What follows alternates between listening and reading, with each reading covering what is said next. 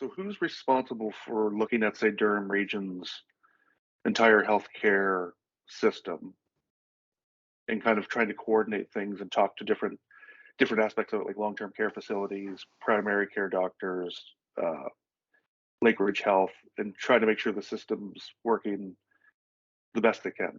So let me comment, and then in this way, you know, if you look at a different health system design, there are systems where they have, let's call them regional health authorities, that have oversight and accountability for the entire system as one. But that's not how Ontario is constructed. So the way in which we, achieve success on what you're asking is, well, then how does the Durham health system work together? Yeah. We do it in partnership, and we do it by influence. We don't do it by authority, because the lines of authority are different.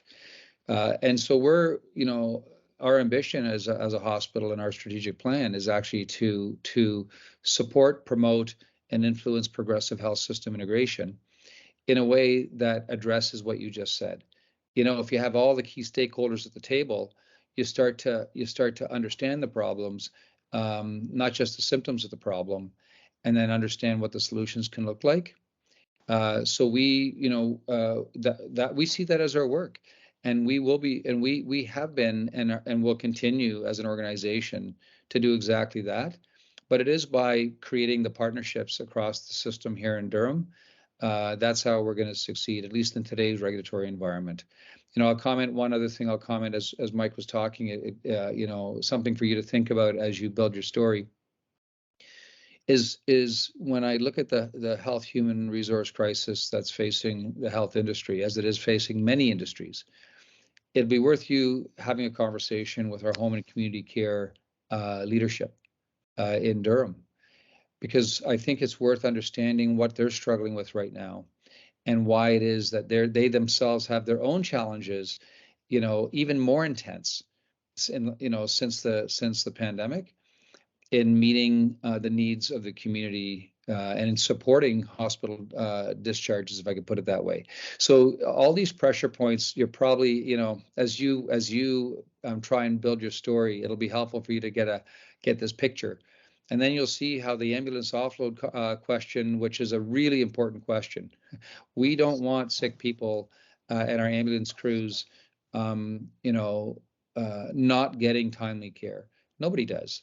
Who wants that? But now we'll start to understand, okay, well, then where are the biggest pressure points that on the resource side that are causing the pinching downstream that Mike's talking about, both in the hospital and outside of the hospital, that we need to confront collectively as a system.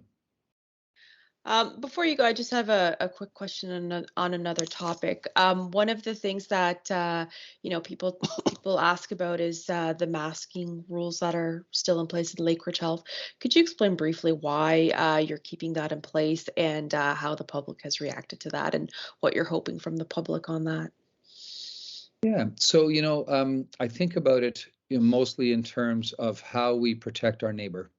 So if you think about the average age of a hospitalized patient and their general health, they are a very high-risk population should they contract COVID, even vaccinated. They carry a higher risk of more severe symptoms or illness from COVID.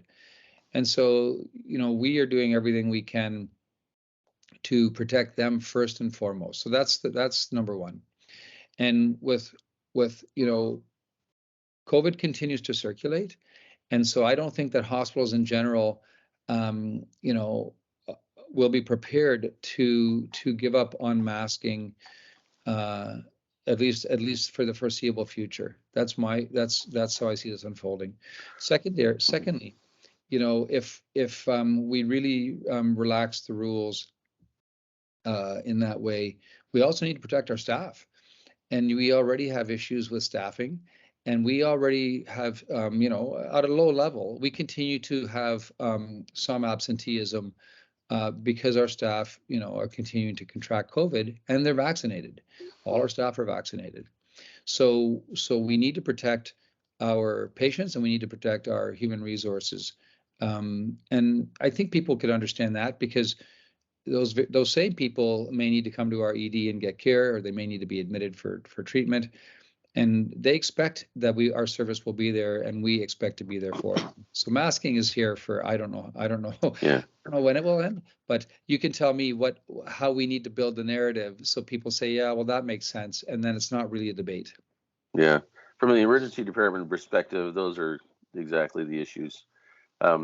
First of all, we never used to wear masks most of the time. We probably should have been in the emergency department, especially for infectious illnesses, because it reduces illness in the staff, as Tony has just said.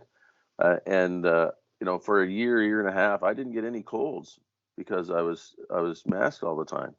And I think you're going to find in the emergency department that we're going to continue to mask our health workers for a long time yet, because we've seen the difference it makes to our staff.